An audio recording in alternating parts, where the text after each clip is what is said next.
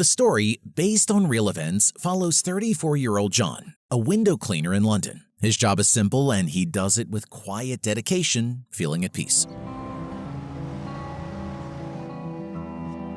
That day, John returns home to find his son Michael watching for him at the window as he does every day. Michael smiles when he sees his father. Nothing is said about his mother, who is likely no longer in their lives. John raises Michael alone and is fully responsible for him. He greets Michael with a warm smile and love.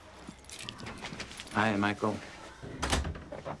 John brushes Michael's hair, showing care, and hugs him lovingly. That night, they read a bedtime story and say their prayers as usual. To the outside world, their life seems simple and full of sweet moments. But after Michael falls asleep, John quietly takes some medicine in the bathroom, revealing his serious health issues, despite always smiling around his son. When I saw the scene, my heart tightened. Sometimes a smile is just a mask hiding immense pain. I think many people understand that without words. The next morning, John prepares for the day while Michael eats cereal. After breakfast, he walks Michael to school. Before they part, Michael asks, "Where's my mama?" Where's my mommy? A subtle moment. Kids always make sense when adults are hiding something. It made me recall my childhood and how difficult it can be to get straight answers. John replies gently, "She had to go away," as he always does. The moment is quiet and sad. They hug, kiss, and say goodbye. Later, we learn that 3 months ago, John was diagnosed with a terminal illness. With little time left, he struggles to tell Michael the truth. His priority is ensuring Michael is loved and safe after he's gone. To find peace, John looks for a family to adopt Michael. The first couple he meets is young, wealthy, and seems kind. I sort of hoped the boy would enjoy the same childhood as ourselves. They appear hopeful, and John dreams of Michael having a better life. But when the man talks about giving his son the best education, John feels uneasy. And here he's free to run around, not be mollycoddled. It feels like Michael is just another part of their perfect life plan. John senses they care more about appearances than genuinely loving Michael. The woman, Celia, works as a nursery teacher and suggests moving Michael to a different school. As you know, Celia is a nursery teacher. We could get him into her school. John explains that Michael has friends at his current school. Then Celia asks what they tell Michael about his father. John isn't prepared for this, but quietly answers, his father was a window cleaner. On the way home, John and Michael stop at a bridge. John tells Michael the cars below are headed to different places, but all have a final stop. He asks if Michael would ever want to live with different people. Michael, without thinking, says he wants to stay home, which touches John deeply. Back home, Michael draws flowers on John's arm, mimicking the ones in his tattoo. This scene touched me more than others. Such small moments become the most precious, especially when you know they might soon vanish. John feels heartbroken knowing he may never give Michael a full happy childhood. The dream of raising him until he's grown feels impossible now. The next day, John visits the adoption agency. They suggest creating a memory box for Michael, but John refuses. He wants Michael to feel he truly belongs to a family and doesn't want him to know about the adoption.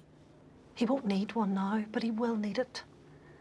John fears Michael will feel abandoned, first by his mother, then by him. Anyone with children would understand this deeply. He believes revealing this might break Michael's spirit. The staff tries to comfort him, but John feels worse than when facing his illness. At home, John and Michael read a story and later take a walk in the park. John smiles and pretends everything's fine, though he's stressed. They eat ice cream and visit a football field where John feels torn watching other fathers with their sons. My heart ached at this moment. How many times have we looked at others and thought, why is this happening specifically to me? For the next few days, John continues his window cleaning job, but his mind drifts to Michael's future. He notices small joys children experience and wonders if Michael will get to enjoy them too. Michael often stays by his side. One day, John takes Michael to meet another adoptive family, an older couple. They seem kind, and Michael enjoys playing with their rabbit. But the man begins angrily complaining about a neighbor's dog, making John uneasy. Here, look at that, Michael. Right through my trousers. John mentions that Michael likes puppies, and the conversation turns awkward. The woman shares that she can't have more children, which makes John doubt if they're the right family. Letting go of the idea of being pregnant? On the way home, John asks Michael if he'd like a rabbit. Michael, sensing his father's unease, replies that he'd rather have a puppy. Later, John visits Miss McDonough, a kind woman he works for. After cleaning her windows, she offers him a sandwich and they chat. Ms. McDonough's perspective on life after death offers a sense of spiritual solace to John, helping him find some peace as he faces his uncertain future. She once doubted life after death, but now believes in it, even talking to her late mother every day. She sits on my bed at night and we talk. Her advice to John is to keep the connection with Michael alive, even if he's not around someday. Later, Michael finds a dead beetle under a tree and asks, "Why isn't it moving?" John pauses and says, "All living things grow old and die. Their bodies stay, but their souls move on." It's dead. Can't walk anymore. John struggles to explain death to his son. He says life should be lived with joy and everything must end one day. Bodies remain, but life continues elsewhere. Michael doesn't understand and runs off to get ice cream. That night, John worries if he says too much, Michael might expect him to be around even after death. This could lead to confusion. The next day, as John climbs stairs to work, sharp pain shoots through him. He stops, trying to breathe through the discomfort. Oi! His boss sees this but mistakes it for laziness. Instead of offering help, the boss mocks John, refuses to pay him, and treats him disrespectfully. Feeling angry and hurt, John drives away. Later at the hospital, something snaps inside him. With nothing left to lose, he buys a box of rotten eggs and heads to his boss's building. In a quiet but bold act, he throws eggs on the windows and another on his boss's new Ferrari. Back home, John's health worsens. Even wrapping a grape for Michael leaves him exhausted. This marks a pivotal moment in the story where the physical toll of John's illness becomes apparent. His love for Michael is now being overshadowed by the harsh realities of his condition. He sits on the couch, drained. Michael, noticing his father's pain, brings him a glass of water and gently places his hand on John's. This simple act of love touches John's heart, filling him with warmth.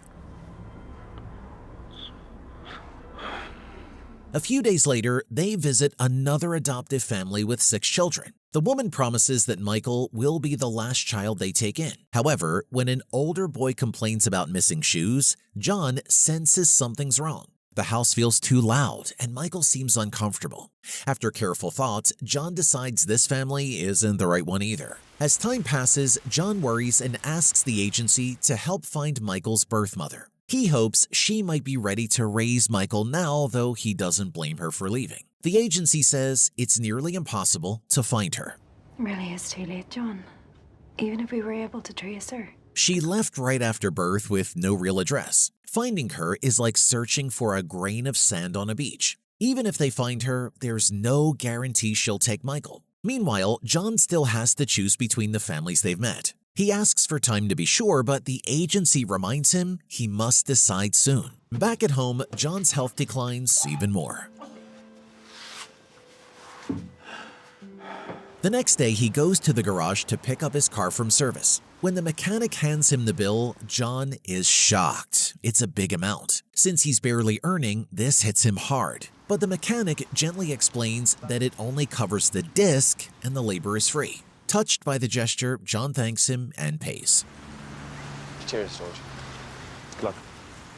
Soon after, John and Michael begin getting ready for John's 34th birthday. They go shopping for cake ingredients, hoping to celebrate with a full table. This moment shows John's desire to create one last joyful memory with Michael, despite knowing time is running out. At the supermarket, John sees a pregnant woman and tries to start a conversation. He wants Michael to find the right family, and he hopes that first impressions might help. Like, don't put that in. However, the woman is simply polite. From the way she talks and acts, it's clear that her life is already full and happy. She's expecting her own baby. They say goodbye, and John walks away feeling sad. Later, John and Michael buy some fruit, return home, and bake the birthday cake. They carefully pick out 34 red candles for the top. It turns into one of the rare days that feels full and joyful, because deep down, they both know John won't live to see another birthday. Which candle next? Red.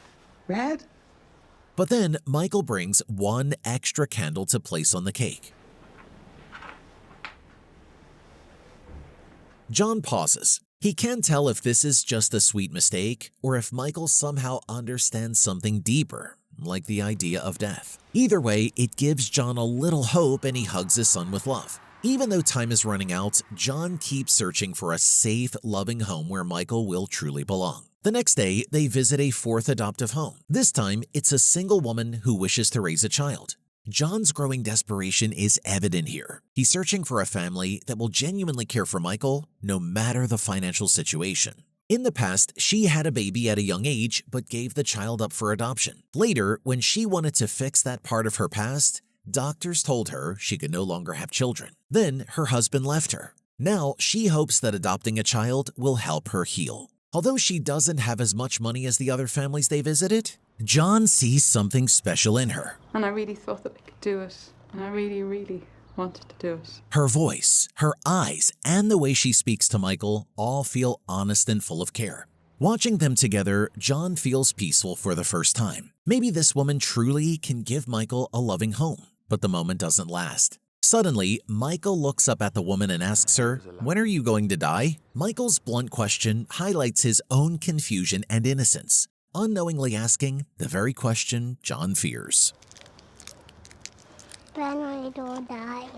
The woman is surprised, but she stays calm. She answers that no one knows when they'll die, and she hopes it won't be for a long, long time. John is shocked. He doesn't know how much Michael understands about death. Feeling overwhelmed, he grabs his son's hand and leaves. But the question stays in his mind the whole drive home. He knows he cannot give up. He must find the perfect home for his child before it's too late.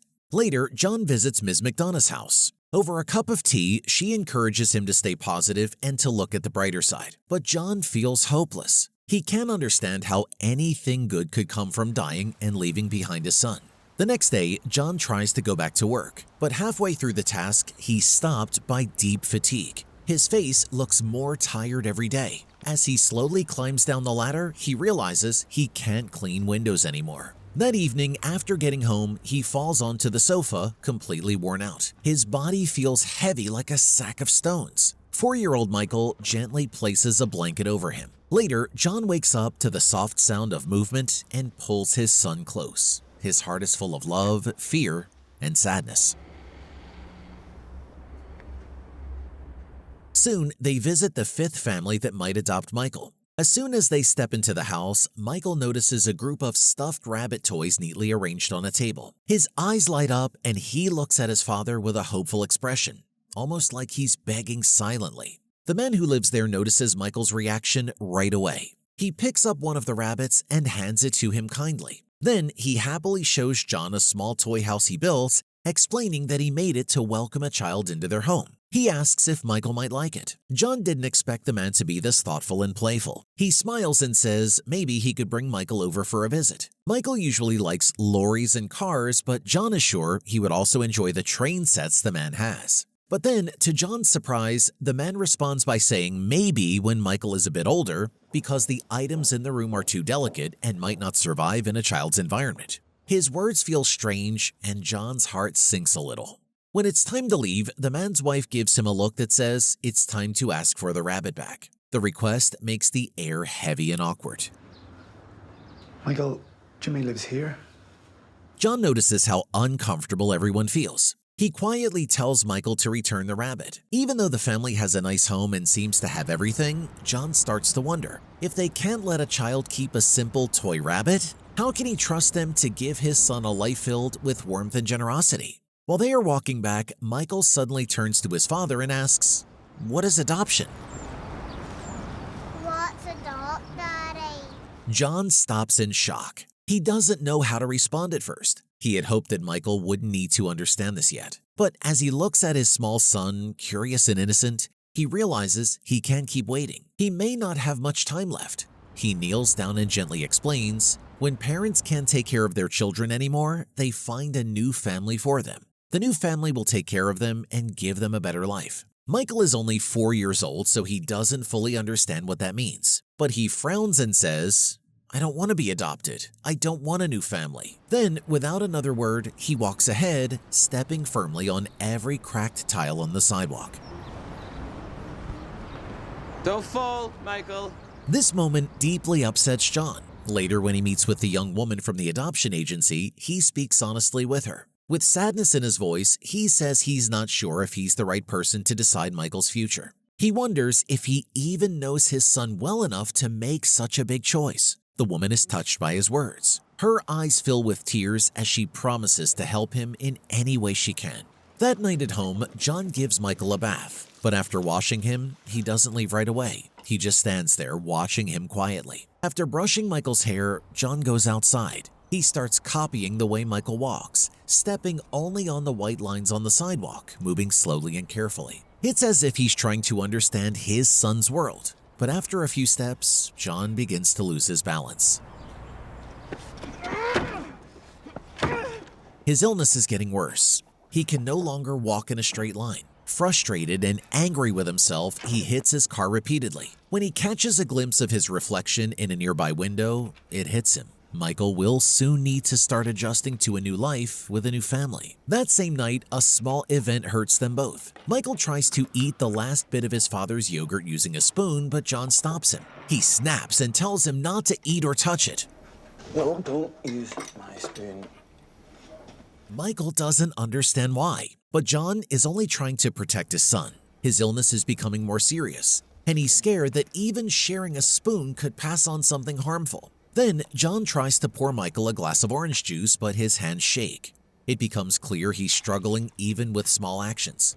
Michael watches quietly, not knowing the weight of the moment, but we, the viewers, feel it deeply. Later, John throws away Michael's old pajamas and gives him a new pair. He wants to show his son that even though changes are hard, they are sometimes necessary. One day, Michael will have to face many changes without him, but Michael doesn't like it. He becomes upset.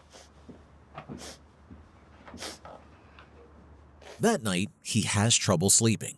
After a while, he throws the new toys and pajamas into the trash, refusing to accept them. Michael's rejection of the new items is a reflection of his resistance to the impending change, showing his confusion and emotional turmoil. Strangely, this act of rebellion makes John smile. Michael's strong feelings, his refusal, are signs that he still has a fire inside him. That, to John, is better than quiet acceptance. It gives him comfort and confidence that his son will be okay with the right family, especially if they respect Michael's emotions and personal boundaries. Over the next few days, John starts getting his personal matters in order. He visits the cemetery where he'll be buried. He washes his car, he organizes his work files, and hands them over to his coworkers. But the most important thing remains, making sure Michael's future is secure. One day, he takes Michael to an amusement park. They go on bumper cars, eat cotton candy, and laugh together. It feels like the best day ever. Michael doesn't realize it, but this is the last time his father will take him to a place like this.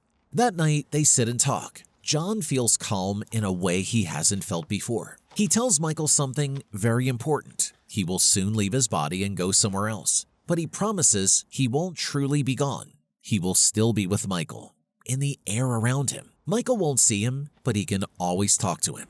One day soon, your daddy will leave his body. John promises he'll always be nearby, in the wind that blows, in the sunlight that warms Michael's face, in the rain that falls, and even in the grapes he eats. Not inside them, but in the way they taste.